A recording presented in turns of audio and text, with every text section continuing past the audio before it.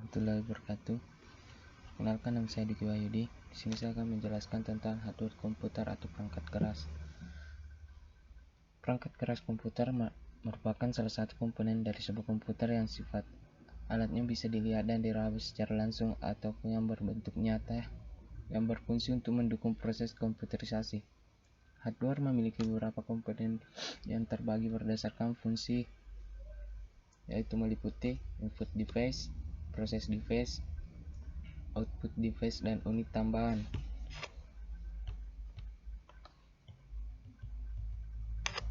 Adapun contoh-contohnya,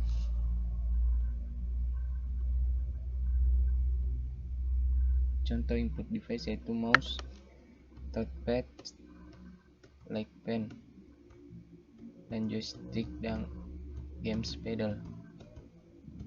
Adapun input device yaitu barcode, scanner,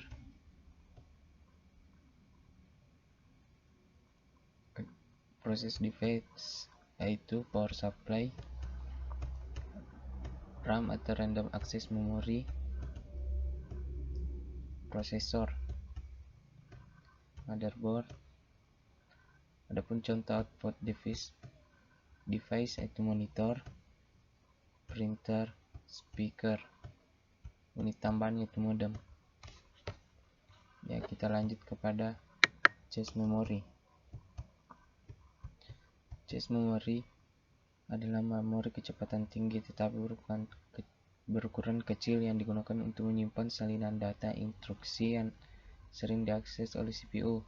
Cache memori berfungsi menjembatani perbedaan kecepatan antara CPU dan memori utama. Dalam implementasinya, jenis memori yang digunakan untuk cache adalah static RAM atau SRAM. Kita lanjut, yaitu memori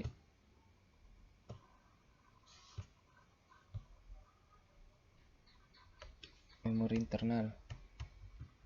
Karakteristik fisik dari memori internal yaitu volatile atau non-volatile. Volatile, listrik mati, data hilang. Penyimpanan dalam memori jenis tidak permanen. Contoh itu RAM, EDRAM, SDRAM, dan DDRAM. Non-volatile yaitu listrik mati, data tidak hilang. Penyimpanan dalam memori jenis ini bersifat permanen. Contoh EEPROM flash memory, erasable dan non-erasable. RAM penamaan yang salah karena semua memori semikonduktor adalah random access termasuk ROM. Read-write volatile, penyimpanan sementara statik dinamik.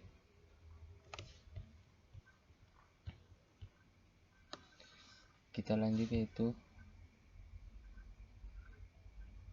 memori eksternal, itu memori eksternal atau magnetic disk. Disk adalah piringan bundar yang terbuat dari bahan tertentu, logam atau plastik, dengan permukaan dilapisi bahan dapat dimagnetisasi. Mekanisme baca tulis menggunakan kepala baca atau tulis yang disebut head, berupa kumparan pengkonduksi atau conduction coil. Desain fisiknya, head bersifat stasioner sedangkan piringan disk berputar sesuai kontrolnya. Dua metode layak data pada disk yaitu constant angular velocity dan multiple sound recording. Disk diorganisasi dalam bentuk cincin-cincin konsentris yang disebut track. Tiap track pada disk dipisahkan oleh gap yang berfungsi untuk mencegah atau mengurangi kesalahan pembacaan maupun penulisan yang disebabkan melesetnya head atau karena interferensi medan magnet.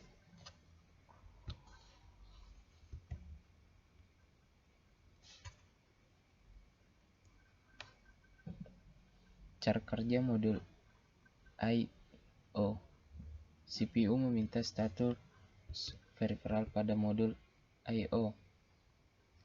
Modul I/O cek ke peripheral dan mengirimkan status dalam bentuk status bit.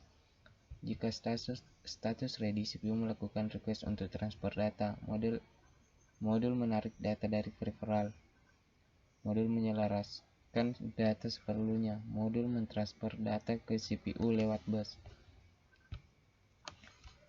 Sistem operasi.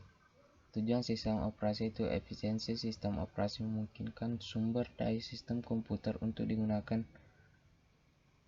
cara yang efisien. Kemudahan sistem operasi membuat komputer lebih mudah dipakai. Kemampuan berevolusi. Sistem operasi harus disusun sedemikian rupa sehingga memungkinkan pengembangan yang efektif, pengujian dan penerapan fungsi sistem yang baru tanpa mengganggu layanan yang telah ada. Jenis-jenis aritmetika. Aritmetika komputer, aritmetika binar, aritmetika desimal. Aritmetika binar menjadi dua titik tetap dan titik mengambang.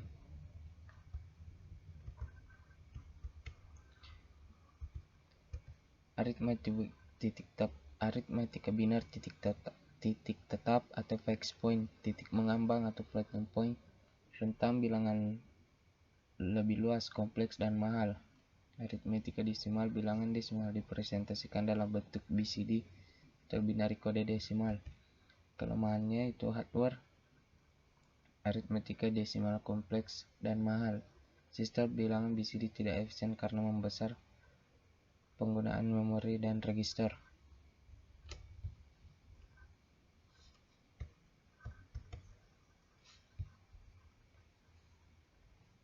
Paket perintah komputer. Elemen-elemen dari instruksi mesin atau set instruksi, operation kode atau opkode menentukan operasi yang akan dilaksanakan. Source operand reference merupakan input bagi operasi yang dilaksanakan. Result operand reference merupakan hasil dari operasi yang dilaksanakan. Next instruction reference itu memberitahu CPU untuk mengambil fetch instruksi berikutnya setelah instruksi dijalankan selesai. Jenis instruksi yaitu instruksi operate, menentukan operand untuk operasi mesin. Operand dibagi menjadi dua jenis yaitu implicit dan explicit.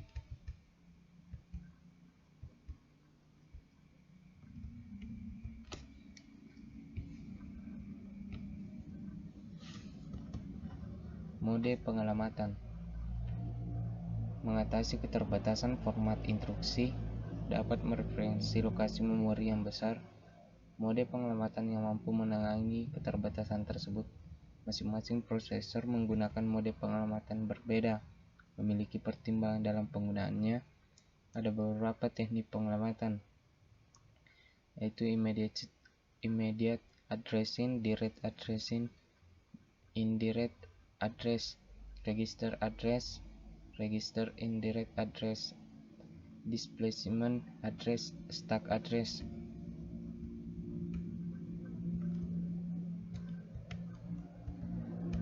Keuntungan immediate address yaitu mode ini adalah tidak adanya referensi memori selain dari instruksi yang diperlukan untuk memperoleh operand, menghemat siklus instruksi sehingga proses keseluruhan akan cepat. Kerugian ukuran bilangan dibatasi oleh ukuran file alamat. Sekian dan terima kasih. Wassalamualaikum warahmatullahi wabarakatuh.